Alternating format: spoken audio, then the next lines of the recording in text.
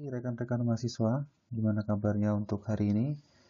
Akhirnya kita ketemu lagi setelah kemarin kita liburan cukup lama. Nah, ini adalah materi pengganti saudara untuk minggu yang lalu. Nah, saya harap dengan materi ini tidak menjadi terbebani karena nanti insya Allah maksimal 2 hari lagi akan saya upload lagi materi yang terbaru yang sudah saya janjikan kemarin. Untuk minggu ini akan saya berikan materi 2 sekaligus, tapi karena kemarin ada yang request ke saya untuk tidak dijadikan di hari yang sama, baik untuk materinya nanti akan saya berikan jeda ya kurang lebih 2 atau 3 hari dari sejak video ini saudara tonton atau sudah sejak di-upload di YouTube. Baik saudara, untuk materi kali ini kita akan membahas tentang akuntansi syariah normatif. Nah, apakah itu yang dimaksud dengan normatif? Nah, nanti kita akan bahas kurang lebih ya tidak perlu lama supaya durasinya tidak terlalu panjang dan saudara tidak bosan untuk melihat layar HP. Nah, sebelum kita mulai, mari kita buka dengan bacaan basmalah. Semoga materi yang akan kita bahas ini dapat diterima dengan mudah dan bisa bermanfaat untuk rekan-rekan ke depannya nanti. Baik, kita mulai dengan basmalah dulu bersama-sama. Bismillahirrahmanirrahim. Semoga bisa diterima dengan baik dan semoga saudara tidak mengantuk untuk menonton video ini.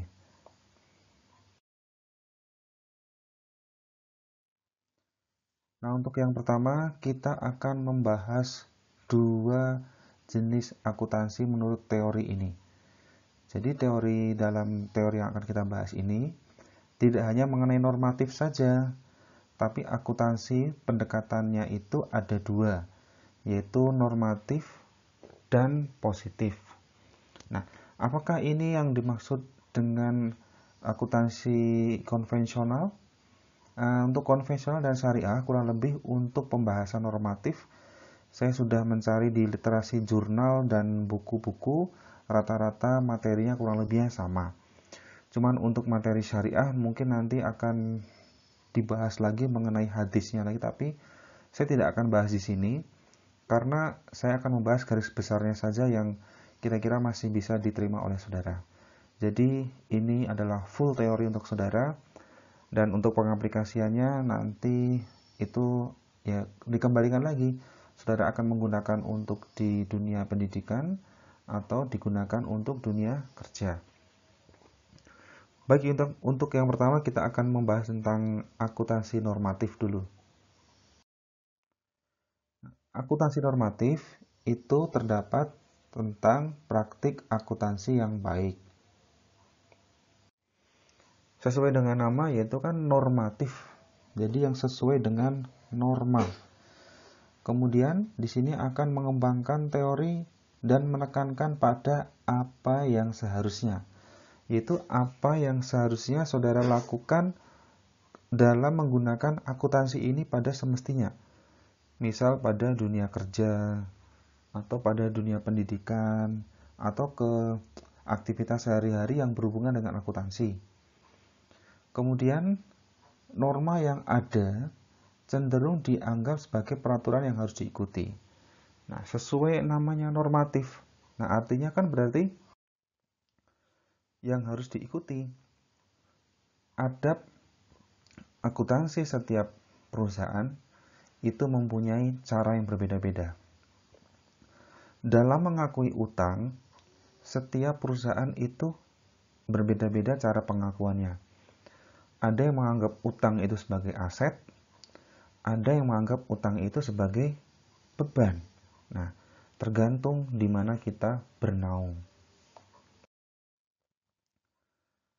Akuntansi normatif ini dibagi lagi atau terdapat 3 pembagian. Yang pertama itu bisa menurut pendapat pribadi. Nah, pendapat pribadi, setiap orang mempunyai pendapat akuntansi lain-lain. Sama halnya dengan saudara ketika saya tanya tentang apa yang dimaksud dengan akuntansi, saya yakin satu kelas akan menjawab dengan jawaban yang berbeda-beda. Karena sudut pandangnya berbeda, sehingga menghasilkan arti yang berbeda, tapi ujungnya sama. Kemudian subjektif. Subjektif itu artinya pendapatnya itu tidak bisa diterima begitu saja, karena masih subjektif, jadi belum definitif. Jadi, untuk pendapat akuntansi normatif ini ya, sekali lagi seperti yang saya sampaikan di awal, tergantung di mana saudara akan bernaung. Dalam pengakuan utang saja berbeda. Dalam memperlakukan bagaimana cara mengatasi piutang dan bagaimana cara menentukan piutang, setiap perusahaan lain-lain. Ada yang piutang itu dibatasi tidak boleh lebih dari 100 hari. Ada yang tidak mengakui piutang karena itu adalah kerugian yang nanti akan muncul di kemudian hari. Karena kalau ada risiko piutang tidak tertagih, maka akan menggerus cadangan kerugian piutang. Dan cadangan kerugian piutang merupakan biaya masa depan yang tidak dapat diprediksi. Nah, itu perlakuan setiap perusahaan lain-lain. Kemudian ada pendapat yang harus diuji empiris. Jadi pendapat akuntansi ini pendapatnya masih tidak sahih gitu loh. Setiap perusahaan lain-lain. Jadi ketika ada teori baru, itu misalkan teori tentang kesejahteraan masyarakat atau teori tentang pelaksanaan audit di suatu divisi. Nah, misalkan melakukan kegiatan auditing di divisi HRD. Nah, HRD yang mau diaudit apa gitu. Nah, mungkin ada sebagian perusahaan yang mengatakan, oh kalau di HRD yang memang harus diaudit karena itu adalah pusatnya sumber KKN. Karena KKN itu bukan melulu masalah bagaimana menggelapkan uang, tapi bagaimana memasukkan sumber daya yang tidak kompeten. Nah, ada yang mengatakan tidak perlu diuji karena sumber daya yang tidak kompeten akan menjadi kompeten ketika dimasukkan ke dalam pusat pendidikan dan pelatihan, maka dia akan menjadi kompeten. Nah, ada lagi yang mengatakan walaupun dimasukkan ke dalam pusdiklat, tetapi kalau memang dasarnya itu memang daya intelijensinya itu kurang, maka tidak akan merubah apapun pemikiran orang tersebut karena memang intelijensinya tidak masuk. Nah, itulah yang menjadi dasar dan pendapat itu saling bertentangan. Nah, makanya untuk akuntansi normatif ini rata-rata harus diuji dulu. Diuji variabilitasnya itu bagaimana sehingga akan menghasilkan hipotesa dari uji empiris yang dilakukan pada saat riset. Nah, begitu. Nah, ini pendapat menurut beberapa dari blog, dan saya salah baca. Teori normatif berkepentingan dengan masalah nilai. Nah, ini value apa? Nah, value ini mencakup dari visi dan misi perusahaan. Nah, normatif ini pasti ada hubungannya dengan visi misi. Nah, visi misi perusahaan ini akan bisa dijalankan dengan baik kalau value atau nilai-nilai perusahaan itu dijalankan dengan baik. Misalkan perusahaan jika memang akan mendapatkan predikat keuangan yang baik, akan melaksanakan misi membuka cabang dalam waktu terdekat, maka value yang harus ditanamkan kepada setiap karyawan itu adalah kejujuran atau pelaporan tepat waktu atau bekerja dengan hati misalkan. Nah, itu kalau value-nya tidak dijalankan dengan baik, ya visi dan misi perusahaan tidak akan pernah tercapai. Kemudian, teori normatif dihasilkan dari pandangan teknologi. Loh, kok bisa ada hubungannya normatif dengan teknologi? Nah, ada. Jadi, teknologi yang dimaksud ini adalah teknologi sistem informasi. Nah, sistem informasi dari kantor pusat, misalkan kantor pusatnya ada di Jakarta. Kemudian kantor cabangnya ada di daerah Sulawesi. Nah, itu kalau informasi dari kantor pusat itu tidak segera sampai di daerah dalam waktu yang relatif singkat, maka ada kemungkinan terjadi lost deal. Lost dealnya dari mana? Misalkan begini, saat ini ada kebijakan PSBB, yang mana setiap orang harus wajib di rumah dan tidak boleh keluar rumah. Kalaupun keluar rumah harus menggunakan masker. Nah, kebetulan perusahaan kita ini bergerak di bidang food and beverage, yaitu pengadaan makanan kemasan lah, atau roti dalam kemasan. Kalau dulunya itu cukup kita taruh saja di supermarket atau minimarket, orang akan datang. Nah, itu kalau kebijakan dari Jakarta itu tidak segera kita sampaikan ke daerah bahwa yuk yang di daerah segera berbenah, mulai menggunakan media online untuk berdagang. Itu kalau perintah dan sistem informasinya tidak terintegrasi dengan baik antara pusat dengan daerah, maka yang terjadi adalah miskomunikasi dan angka penjualan di setiap cabangnya tidak sesuai dengan yang diharapkan. Nah, kalau bisa terintegrasi dengan baik dan cabang melaksanakan arahan dari kantor pusat itu dengan baik, maka visi dan misi perusahaan bisa tercapai. Nah, itu yang dimaksud dengan pandangan teknologi. Kemudian, penjelasan normatif menghasilkan penilaian baik, buruk, relevan, tak relevan dalam mendukung kebijakan politik. Nah, ini yang dimaksud politik ini bukan politik praktis, tapi ini adalah politik dari perusahaan. Jadi, bagaimana kita menjelaskan normatif ini? Misalkan kita akan menjelaskan tentang strategi marketing tadi. Nah, ini dalam kita menjelaskan ini ada sebagian yang menerima dan yang tidak menerima. Yang menerima mungkin, oh ya, sudah saatnya kita melaksanakan penjualan dengan media online. Karena dengan media online, kita bisa menjangkau seluruh masyarakat yang masyarakat tersebut tidak harus keluar dari rumah. Dan kita bisa menggunakan jasa kurir untuk mengantarkan makanan yang mereka pesan secara online. Nah, dengan media online kita juga bisa berimajinasi atau mungkin mengembangkan tidak hanya menggunakan media hosting www, tapi kita juga menggunakan media Play Store atau iStore. Nah, di situ kita bisa di-download oleh mereka yang mana generasi milenial sekarang tidak pernah lepas dari gadget. Nah, dengan adanya media Play Store bisa mendekatkan perusahaan dengan konsumen milenial. Nah, itu yang menerima. Yang tidak menerima, mereka akan mengatakan, waduh perlu belajar nih gitu. Media online tidak selalu baik karena tidak semua orang mempunyai pulsa. Ada yang mengatakan media online itu adalah media yang seperti membeli kucing dalam karung karena kita tidak bisa merasakan bentuk fisiknya. Nah, ya. Jadi namanya hidup ada pro kontra, dalam akuntansi atau manajemen pun juga ada pro kontra. Nah, kemudian ini konsentrasi teori normatif. Yang pertama, itu untuk penciptaan laba sesungguhnya atau true income.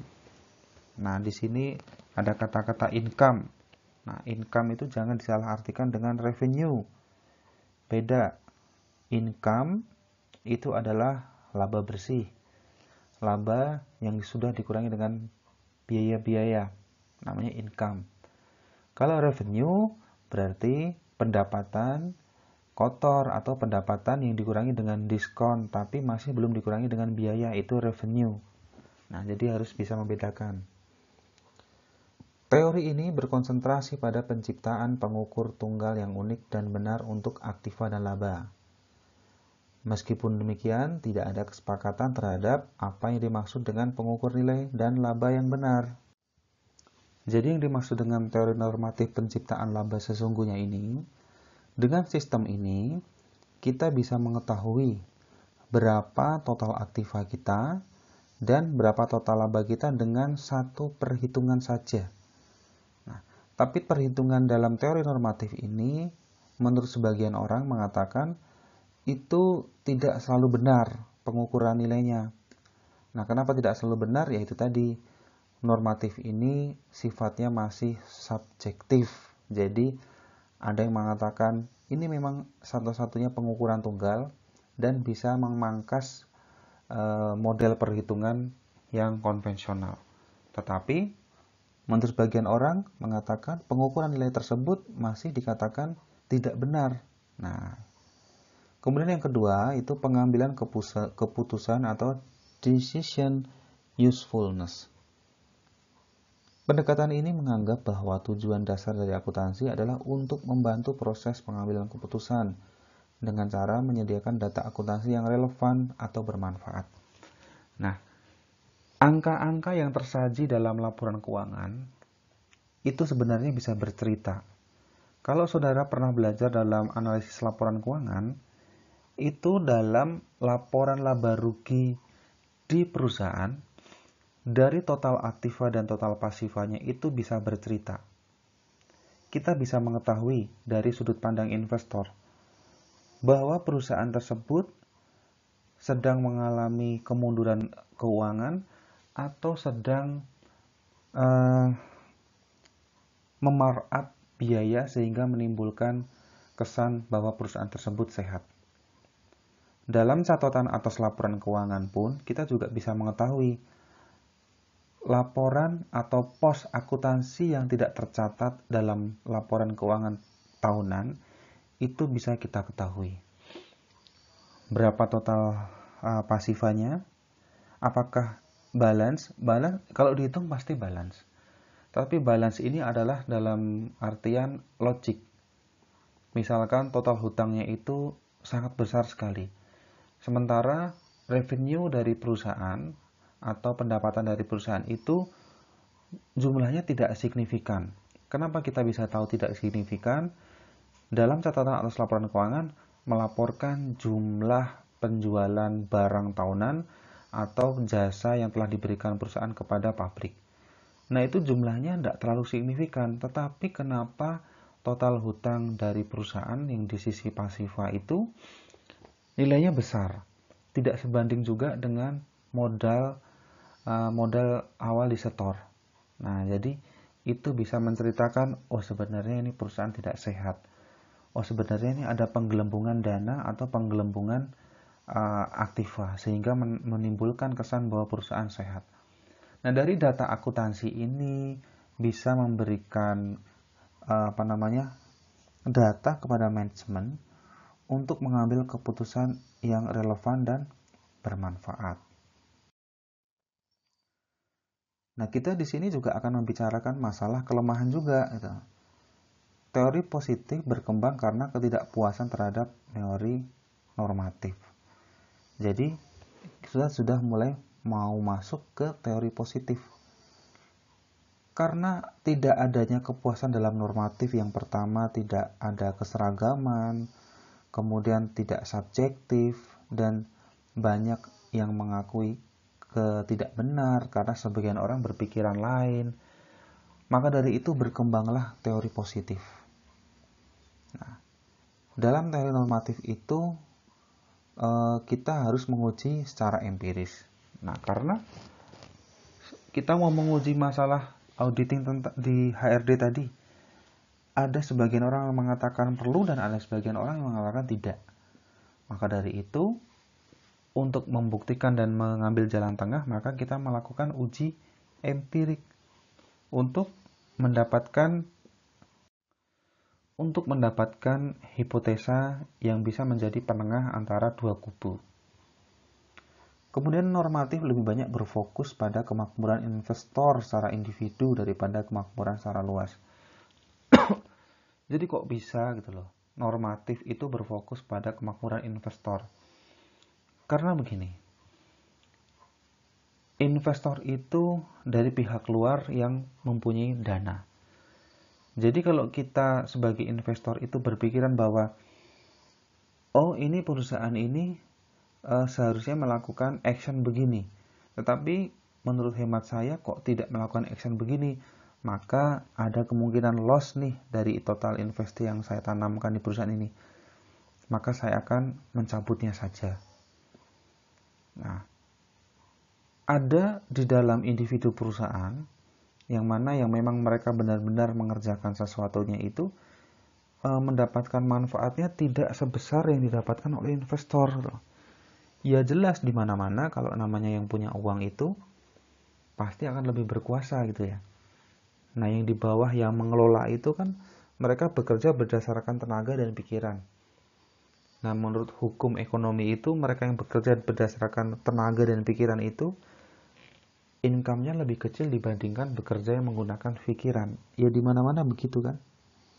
Nah, makanya teori normatif ini malah berfokus pada kemakmuran investor karena akses informasi, akses keuangan, kemudian pembagian honorariumnya itu lebih banyak kepada investor. Jadi karena yang ketiga ini, normatif itu tidak mendorong dan atau memungkinkan terjadinya alokasi sumber daya ekonomi yang optimal di pasar modal. Jadi karena sudah terlalu santai gitu ya, dengan adanya investor yang menjadi penyokong dana perusahaan, perusahaan menurut hemat mereka, menurut pemikiran mereka, bahwa oh dengan investor saja saya sudah bisa beroperasi. Saya tidak perlu mengembangkan atau ekspansi lagi ke kota lain karena dengan adanya investor ini saya sudah bisa melakukan operasional perusahaan secara baik. Toh saya digaji juga dan saya juga mendapat sharing laba juga. Gitu. Yang capek juga bukan saya, gitu, tapi bawahan-bawahan saya. Nah, perusahaan jadi tidak berkembang, tidak bisa go public, tidak bisa menjadi semakin besar. Karena eksistensi perusahaan itu diukur dari jumlah cabang dan jumlah tingkat modalnya. Kalau perusahaan cuma ada di situ-situ aja ya kita bisa menamakan adalah perusahaan lokal yang tidak bisa berkembang dan mungkin akan mati perusahaan tersebut di generasi kedua setelah tidak dipegang generasi pertama. Ya karena ya dia tidak mau berkembang tadi, maunya dipegang sendiri gitu loh. Nah, itulah mengapa menjadi kelemahan dari akuntansi normatif. Kemudian untuk teori positif ini pendekatannya tentang melihat pada mengapa, ini arti dari bahasa Inggris nih. Mengapa kita perlu meramalkan peristiwa akuntansi. Nah, jadi di sini kita akan mengetahui kenapa kita harus bisa memprediksi peristiwa akuntansi itu apa yang terjadi dengan kondisi atau laporan yang berhubungan dengan akuntansi perusahaan di masa depan. Misalkan, jika perusahaan ini dalam sistem piutangnya itu menerapkan piutang tanpa umur, artinya ya tidak dibatasi atau tidak diberikan reward, misalkan N/30, 5/10. Nah, itu kalau tidak dijalankan, ya tidak ada gregetnya bagi yang mengambil piutang ke perusahaan untuk segera mengambil atau mengembalikan dananya. Nah, kalau diberikan pancingan 5/10 atau 10/10, artinya diskonnya sebelum tanggal 10 dibayarkan, itu maksudnya. Masih ingat kan itu pelajaran akuntansi pengantar 1? Nah, itu tidak dikasih itu maka orang akan mengatakan, "Oh, masih lama kok, enggak ditagih juga, ya udah bayarnya entar aja," gitu. Nah, kalau itu kita tidak bisa meramalkan hal tersebut, maka yang terjadi adalah kerugian piutang yang nantinya akan menguras dana cadangan kerugian piutang. Ya kalau lama-lama dikuras, lama-lama ya keuangan perusahaan akan menjadi tidak sehat dan lama-lama menjadi pailit. Kemudian yang kedua, berusaha menentukan faktor rasional. Jadi segala sesuatunya yang ditentukan seperti pada saat penagihan piutang itu ya harus rasional. Rasional dalam artian kita memberikan piutang kepada perusahaan atau kepada individu yang memang benar-benar layak. Tidak hanya dikira-kira, oh penampilannya bagus nih, wah dia naik mobil kolba yang bagus gitu, maka akan saya berikan piutang. Nah itu masih irasional. Yang dimaksud rasional, kita benar-benar mengerti siapa orang yang meminjam dana atau kita berikan piutang berjalan pada saat transaksi di toko kita. Kemudian lebih mengacu kepada apa adanya. Kalau tadi kan masih ada apanya. Kalau ini apa adanya. Jadi dalam menyajikan data tidak perlu ditambahin, tidak perlu dikurangin, sajikan apa yang menjadi data dari perusahaan. Supaya apa? Supaya dari reviewer itu bisa menentukan bahwa langkah selanjutnya adalah melakukan rencana X. Karena rencana Y kemarin dijalankan nonsen, maka selanjutnya melaksanakan rencana X dan diberikan target baru bagi PIC-nya masing-masing. Nah, jadi kurang lebih begitu ya. Teori akuntansi positif berupaya menjelaskan sebuah proses yang menggunakan kemampuan, pemahaman, dan pengetahuan akuntansi serta penggunaan kebijakan akuntansi yang paling sesuai.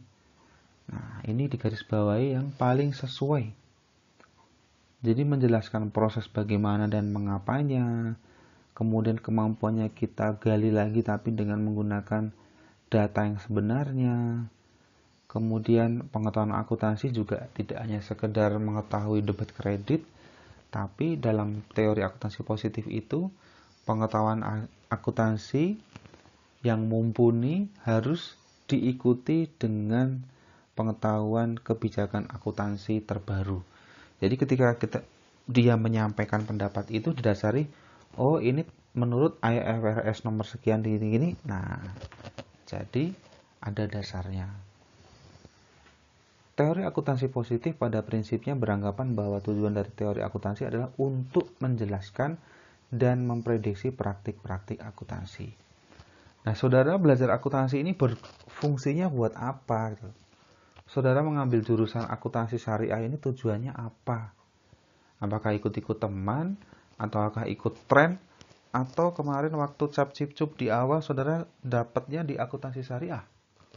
Nah, pasti jawabannya normatif karena masih berlain-lainan dan itu kebijakan yang masih harus diuji secara empiris untuk saudara gitu. Nah, jadi tujuan mengambil akuntansi atau tujuan menjalankan praktik akuntansi ini harus jelas untuk memprediksikan masalah keuangan di masa depan atau mengurangi atau meminimalisir kerugian keuangan masa depan dengan menyiapkan mitigasi sejak sekarang atau pencegahan dari sekarang. Nah, ini elemen dari teori akuntansi positif. Jadi kalau teori akuntansi positif ini tidak perlu diuji lagi tapi sudah diuji empiris. Kemudian berkepentingan dengan masalah fakta, bukan yang masalah imajiner, tetapi fakta. Kita memberikan statement, kita memberikan pemeriksaan itu berdasarkan kejadian yang real time saat itu, jangan ditambahin dan dikurangin. Dalam pelaporan keuangan pun, menurut teori akuntansi positif juga sampaikan apa adanya. Bukan ada apanya, tapi apa yang ada. Kalau wajar ya sampaikan wajar. Kalau wajar dengan pengecualian ya sampaikan. Tidak usah berpikir bahwa nanti akan mempengaruhi reputasi saya. Kalau reputasi saya itu memberikan pengakuan wajar tanpa pengecualian. Justru ketika saudara menyampaikan asumsi atau opini dari kantor KAP misalkan, saudara sebagai seorang senior auditor, saudara menyampaikan wajar tanpa pengecualian, tapi sebenarnya ada pengecualian, itu justru reputasi saudara sebagai auditor akan dicabut lisensinya. Seperti yang terjadi di KAP Big Four Deloitte Indonesia, yang mengaudit kantor insurance menyampaikan tidak dengan kondisi yang sebenarnya, maka lisensi Deloitte untuk kantor afiliasi Indonesia dicabut dan dibekukan, tidak boleh mengaudit bank dan insuran atau jasa keuangan selama kurang lebih 5 tahun. Nah, yaitu sanksinya gitu loh. Nah, makanya harus menyampaikan sesuai fakta. Kemudian memaksimalkan keuntungan secara luas, ya artinya ketika kita sebagai seorang di sebuah company atau perusahaan, kita memaksimalkan keuntungannya itu secara merata. Semuanya mendapatkan.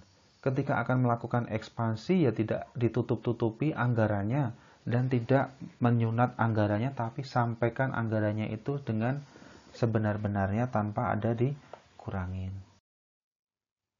Kemudian ini teori menurut Friedman tahun 53. Teori akuntansi positif terbebas dari ikatan etika dan lebih mengacu pada apa adanya. Sehingga fungsinya harus dinilai berdasarkan, bukan berarti tanpa ikatan etika ini etika pakem atau budaya perusahaan tanda petik. Budaya yang salah, jadi mengacu pada apa adanya. Yang dinilai berdasarkan apa? Precision atau ketepatan. Nah, ketepatan dalam sebuah laporan keuangan itu disampaikan jika benar dan sesuai dengan kondisi lapangan. Kemudian skupnya atau bidang kajian. Dalam divisi akuntansi kantor akuntan publik, itu ada divisi IT, ada divisi SDM, ada divisi marketing, ada divisi di bagian khusus electrical, kemudian ada yang divisi khusus untuk tax and counselor, kemudian divisinya banyak macam-macam.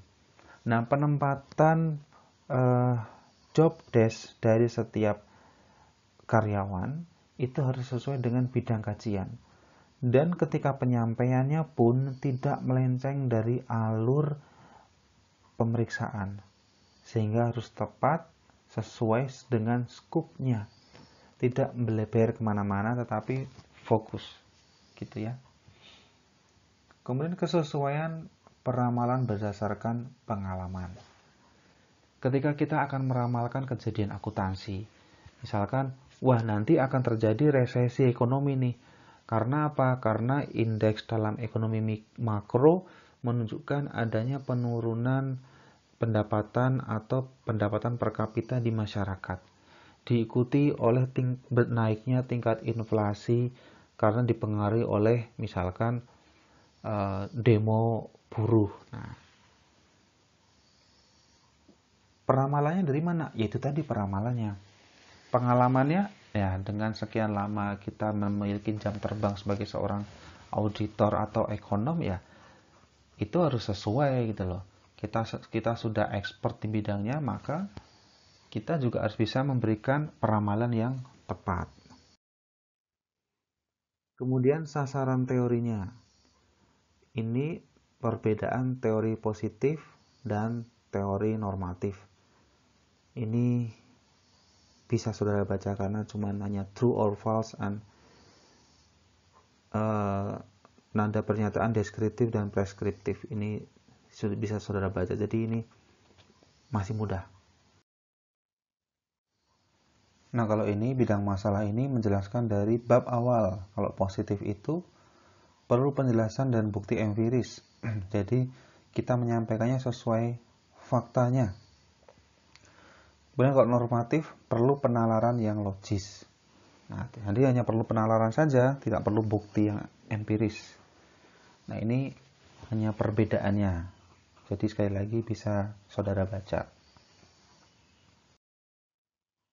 Kemudian hipotesa teori akuntansi positif menurut Watts dan Zimmerman tahun 90 menemukan 3 hipotesa dari teori akuntansi positif.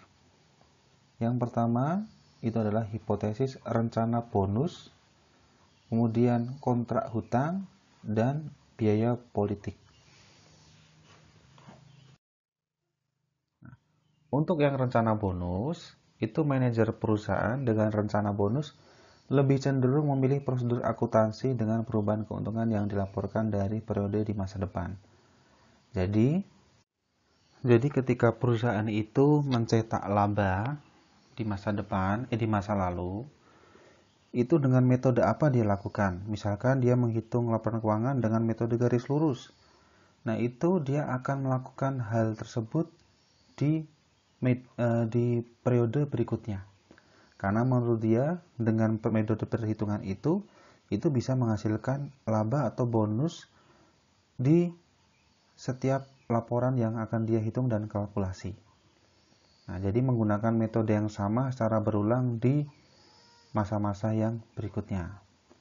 Sesuai dengan proses accrual, hal tersebut bisa menyebabkan penurunan laba perusahaan yang akan dilaporkan pada masa yang akan datang dengan faktor lainnya yang masih tetap sama laporan keuangan di periode tersebut. Nah, kalau accrual ini kan dicatat ketika transaksi terjadi. Nah, karena ketika transaksi terjadi ini bisa kadang terjadi miss gitu loh. Kalau kita masih menggunakan cara yang lama, pada saat itu mungkin karena kita mencatat dengan accrual, orang akan membayar di kemudian hari. Nah, tapi untuk masa yang sekarang belum tentu konsumen kita ini memiliki karakteristik yang sama. Kita menggunakan metode accrual, tapi ternyata konsumen kita mungkin malah menunggak atau gagal bayar. Nah, sehingga akan membuat potensi loss bagi perusahaan kita. Nah, berbeda dengan perusahaan yang mencatat transaksinya ketika dengan model cash basis. Jadi ketika pendapatan diterima. Yang kemudian adalah hipotesis kontrak hutang. Hipotesis kontrak hutang ini semua keadaan dalam keadaan tetap dan semakin dekat dengan pelanggaran prinsip akuntansi. Nah, sudah jelas misalkan dalam perusahaan itu haram hukumnya untuk mengambil hutang. Karena apa? Karena keuangan perusahaan sedang dalam kondisi minus. Nah, karena kondisi minus ini seharusnya memperbaiki atau mencari titik masalah dari minusnya keuangan perusahaan. Tetapi yang dilakukan oleh hipotesis kontrak hutang ini adalah menambah pundi-pundi hutang. Yang mana ketika pundi-pundi hutang itu bertambah, pastilah akan bertambah bebannya. Memang kita akan mendapatkan modal dalam cukup besar, dan itu modal tersebut jika tidak segera kita putarkan untuk aktivitas operasional perusahaan, maka akan menjadi beban tanggungan baru di masa yang akan datang atau bulan depannya. Nah, kalau hal tersebut tetap dilanggar, maka prinsip akuntansi yang menjadi dasarnya itu menjadi dilompatin. Nah, makanya prinsip hipotesis kontrak hutang ini adalah berpotensi terhadap loss keuangan di perusahaan karena melanggar prinsip akuntansi. Kemudian hipotesis biaya politik. Sekali lagi ini bukan politik praktis yang membicarakan pemerintah, tapi ini politik perusahaan. Nah, dalam hipotesis ini mengatakan bahwa semakin besar ongkos politik yang ditanggung oleh perusahaan, maka manajer akan cenderung untuk menggunakan prosedur akuntansi yang menyerah terhadap laba. Nah, ini yang dimaksud dengan biaya politik ini apa? Nah, hipotesis politik ini yang dimaksud adalah kebijakan otoriter dari ownernya. Misalkan, memasukkan SDM yang tidak kompeten, menjalankan strategi marketing yang memang itu sangat berisiko bagi kelangsungan hidup perusahaan. Nah, dengan adanya ongkos politik karena tanda petik di huruf politiknya itu, maka kos yang ditanggung oleh perusahaan itu menjadi besar.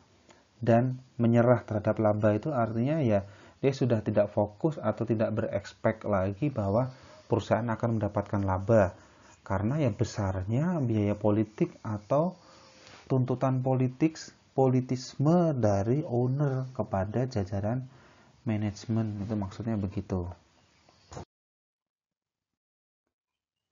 Nah, kemudian 3 hubungan keagenan bahwa akuntansi teori positif. Nah, ini menurut Anies dan Imam tahun 2003. Ini hubungan keagenan ini antara manajemen dengan pemilik. Nah, ini nanti akan dibahas di kalau saudara nggak ngambil SPM ya, tentang teori keagenan. Ini antara manajemen dengan pemilik.